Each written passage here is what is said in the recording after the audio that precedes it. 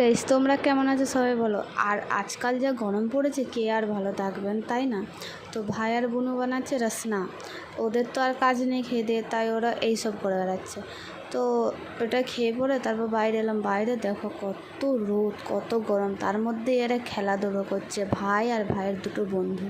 তো আমি এদিকে পড়াশোনা করছি, আর তো কোনো উপায় নেই, না কলেজ আছে না টিউশনই আছে, এখন সব ছুটি আছে। তাও কলেজ অনলাইন হয়, এখনও হয়, এত অফ হয়নি। আর টিউশন তো যেতেই হবে। তো আজ দিদি আর জিজু চলে যাচ্ছে দিল্লি, তো ওদের সাথে দেখা করতে যাচ্ছি। এই হচ্ছে দিদির মেয়ে, কত কিউট না?